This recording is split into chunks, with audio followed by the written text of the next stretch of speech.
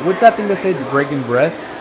Yeah, like understanding why is it important for us to push our culture forward and stop thinking that because it's Mexican needs to be fast, cheap, and accessible. When we all know that pasta bowls nowadays at Italian restaurants can go up to $35. Sushi, when you go eat it at a counter, you're paying $17, $18 for one piece of nigiri, right? So it's the same idea of those cultures respecting the ingredients and the stories of being told by those ingredients throughout centuries. It's the same way we want to approach Mexican cookery, Mexican food with the tortillas.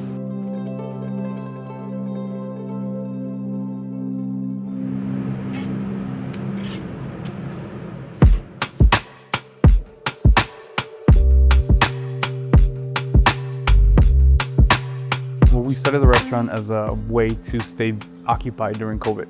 We're just selling masa and tortillas, farmers market, friends, and on social media. We've always envisioned opening a restaurant at some point. At that time, when Tatemó was being conceptualized, that's all we could actually just do. We're not a Mexican restaurant in the sense that you're gonna get Mexican staples. It's mainly a format for people to understand that look how dining has evolved in our city. Look what we can achieve with humble ingredients, but still being luxury on its own. To us, we take a lot of pride of making beautiful, perfect tortillas, but we also add caviar to certain courses. So it just changes. It's a conversation that can go on forever.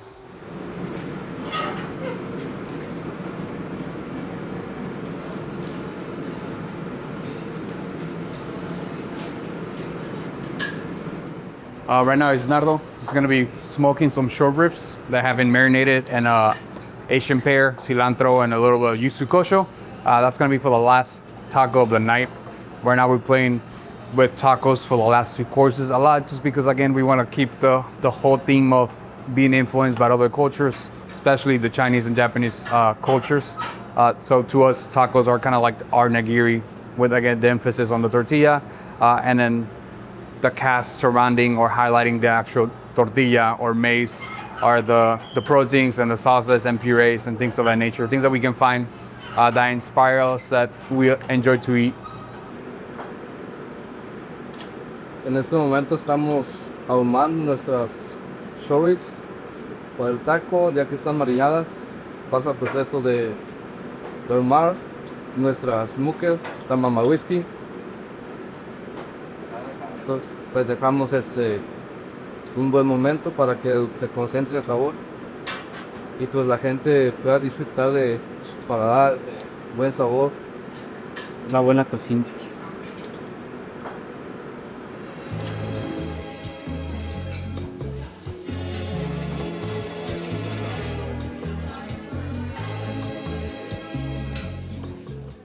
Aquí se va acomodando lo que es el mise en place para lo que es el servicio. Aquí es primera, aquí es tercera, entonces se va separando las cosas para cada platillo. Aquí está todo lo que vamos a ocupar para la enmolada y lo que es el tlacoyo, que son las olivas, los tomates, la cebolla, el cilantro. Aquí están las cebollas pequeñas que van on top del tlacoyo. Aquí como están las tortillas ya previamente prensadas, ya solamente para calentar en la plancha. Aquí tenemos todo lo que son nuestras salsas. De este lado va igual sal, agua, condimentos. Y acá va igual lo que es la marinada para... Aquí ponemos lo que es el grill, que va a ser para el taco de carne asada y para el taco de pescado. Acá se ponen lo que son los tlacoyos y tortillas. Acá arriba tenemos tortillero, donde se deja previamente ya calientes las tortillas y pues solamente corremos servicio.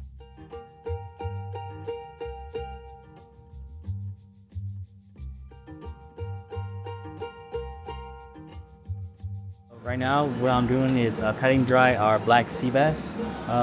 Black sea bass is out for pescado taco. So I'm just cutting it dry to get all the moisture out so that when we grill it on our Michelin grill, it gets a nice crispy skin on the top. Then we just marinate it with a bit of ramp oil and a little bit of citrus and soy glaze as well.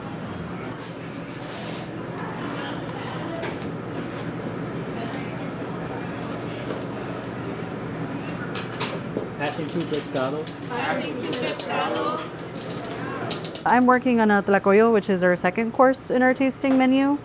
It is a corn masa and it's filled with chicharrón, which is a fried pork skin. It's cooked down with some potato and a blend of spices.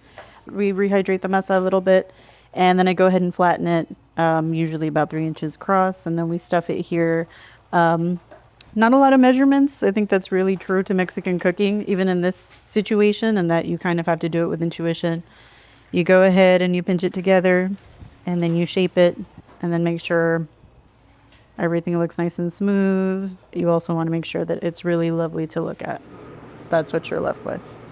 It gets cooked on the griddle and then it's topped with a charred avocado crema, some queso fresco, and some marinated octopus that then also gets charred on the grill. The quesadilla, I would say, is really emblematic of Tatemó, but this is really, I think, a real feature in terms of our Mexican culture, especially if you're here and you're not really familiar with a lot of the dishes that are from our home country. This is a really lovely one.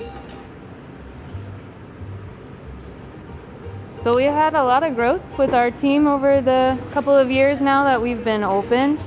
We started really with only 4 of us here at Tatemó, chef, myself, and a couple of others. We're up to 14 team members now in total, so certainly a lot different than when we first started, but everybody that's been a part of our team has certainly left their mark. They've implemented their DNA in some way on the operation, on the culture we have here as a team. We like to keep all past and present team member photos visible, just as inspiration, because like I said, you know, even if they're no longer on the team now and they've moved on to bigger and better things or other career paths, they've certainly, you know, made a mark on this place. So we definitely, you know, like to introduce them to the team members that do join our team, so that they know kind of how we've evolved and as we tell our story.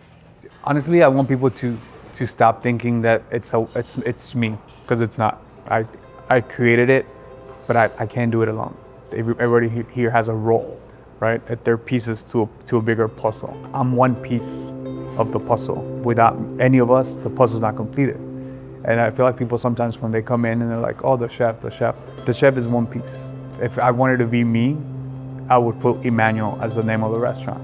But that's not the thing. Sometimes I don't even come out and talk to people because I want them to be prideful that they work here and what they do. And it's us pushing our culture to high standards and standards that they haven't been in our city before, especially with Mexican ingredients. So that's what I want this video to showcase, the team.